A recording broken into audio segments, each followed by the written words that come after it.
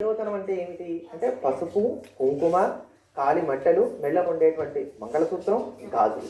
ఈ ఐదింటిని కూడా ఏ ముత్తైదు అయితే ధరించి ఉంటుందో ఆవిడ ఐదవతనంతో ఉన్నట్టు లెక్క. వీటిలో ఏ ఒక్కటి ధరించకపోయినా ఐదవతనానికి కొంత దోషంగా ఉన్నట్టే లెక్క. కానీ ఇప్పుడు మంగళసూత్రం ఏమైంది? ఐదవతనానికి అత్యంత ప్రధానమైనటువంటిది. వరుడు వధువు మెళ్ళలో మంగళసూత్రాన్ని కట్టేటప్పుడు ఒక మాట చెప్తాడు. ఏమని? మాంగళ్యం తంతునానేన మమ జీవన హేతున కంటే భద్నామి శుభగే సంజీవ శరదాం శతం. నేను సుఖంగా జీవించడానికి నీ మెళ్ళలో ఈ మంగళసూత్రాన్ని కడుతున్నాను, నువ్వు నిండా నూరేళ్ళు బాగుండు. అంటే ఇప్పుడు నిండా నూరేళ్ళు ఆవిడ చక్కగా ధరించిందంటే ఈయన నిండా నూరేళ్ళు ఈయన చల్లగా ఉన్నట్టే లెక్క. కనుక మా ఆయన చల్లగా ఉండాలి అనుకునేటువంటి ప్రతి స్త్రీ కూడా ధరించవలసినటువంటిది, నిత్యం ఉండవలసినటువంటి ఆభరణం మంగళసూత్రం. అమ్మవారికి పూజ చేసేటప్పుడు రకరకాలైనటువంటి ఆభరణాలను సమర్పించేటువంటి విధానం ఒకటి ఉంది.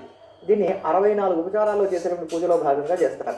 అప్పుడు మంగళసూత్రం సమర్పయామి అంటూ ప్రథమాభరణం సమర్పయామి అని అంటారు. అంటే స్త్రీలకు మొట్టమొదటి ఆభరణం ఏమిటి? మంగళసూత్రమే. కనుక దాన్ని వాళ్ళు ఎప్పుడు కూడా నిత్యం కలిగి ఉండాలి. అది హృదయం దగ్గర తగులుతూ ఉంటుంది. ఈ హృదయం దగ్గర తగులుతున్నప్పుడు మంగళసూత్రంలో 2 పథకాలు ఉంటాయి. ఒకటి పుట్టింటి వారిని, ఇంకొకటి అత్తింటి వారిని సూచించేందుకు కానీ ఉండేటువంటివి అనమాట.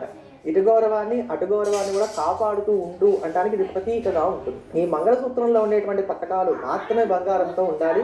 మంగళసూత్రం పసుపు తాళ్ళలోనే ఉండాలి.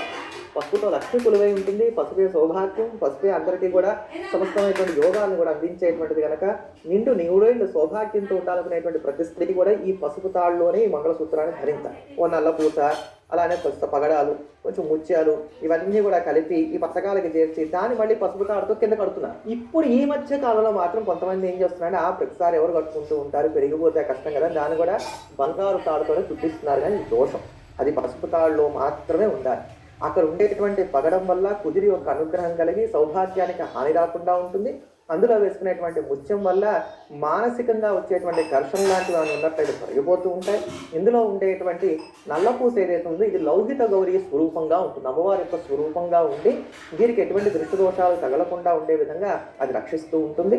ఆ మంగళసూత్రం సాక్షాత్తు గౌరీ స్వరూపం కనుక సౌభాగ్యాన్ని కాపాడుతూ ఉంటుంది. ఇలా ఉండేటువంటి ఈ మంగళసూత్రంలో పిన్నీసులు వేసుకోవడం, రకరకాలైనటువంటి వేయడం చేసినట్లయితే కనుక అది దోషాన్ని కలగజేస్తుంది. కనుక దీన్ని ఇట్లానే అట్టి పెట్టుకోవాలి. రాత్రి పడుకోబోయేటప్పుడు తీసి పక్కన పెట్టడం, మళ్ళీ పొద్దునే వేసుకోవడం, లేకపోతే రోజు ఎందుకు వేసుకోవాలి, ఓ పెళ్లి రోజు వేసుకుంటే సరిపోతుంది కదా, ఇవంతా చేదస్తాం అనుకున్నట్లయితే ఆ మంగళ్యాన్ని ధరించడంలో ఒక పని చేశారు. ఏం చేశారు? దాంట్లోకి గౌరీదేవిని ఆవాహన చేసి చక్కగా పూజ చేసి 10 మంది యొక్క సమక్షంలో కూడా ఆ మంగళసూత్రాన్ని కట్టడం అనేది జరిగింది. అలాగే ఇందాక మంత్రం కూడా చెప్తున్నాం, మమ జీవన హేతున, నా జీవితం కోసం నేను మెళ్ళో కట్టానని చెప్పిన వరుడు కూడా చెప్పడం అనేది అక్కడ జరిగింది. అందుకని భర్త యొక్క ఆయుర్దాయం చక్కగా ఉండాలి, ఆయన ఆరోగ్యంగా ఉండాలి అనుకునేటువంటి ప్రతి స్త్రీ కూడా 24 గంటలు కూడా ధరించి ఉండవలసిందే. కనుక మంగళసూత్రమా పాపమా అంటే పాపమాట భగవంతుడు ఎరుగు, దోషం మాత్రం ఖచ్చితంగా చెప్పవలసిందే. కనుక మంగళసూత్రాన్ని 24 గంటలు కూడా ధరించుకోవాలి.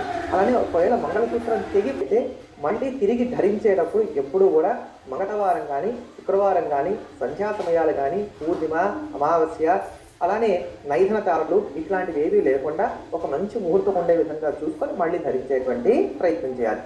ఒకవేళ అంత సమయం లేదు అంటే అప్పటిదాకా అవకాశం లేదనుకుంటే వెంటనే భగవంతుడికి నమస్కారం చేసుకొని మళ్ళీ తిరిగి మంగళసూత్రాలు గుచ్చుకొని హాయిగా ధరించినా సరిపోతుంది. మళ్ళీ ఈ మంగళసూత్రాలు గుచ్చుకున్నప్పుడు మళ్ళీ భర్తే కట్టాలి అనేటువంటి నియమం మాత్రం లేదు. మొదటిసారి భర్త కడతాడు, సరిపోతుంది. రెండోసారి నుంచి మీరే వాటిని ధరించేటువంటి ప్రయత్నం చేయవచ్చు. గురుగారు మగధ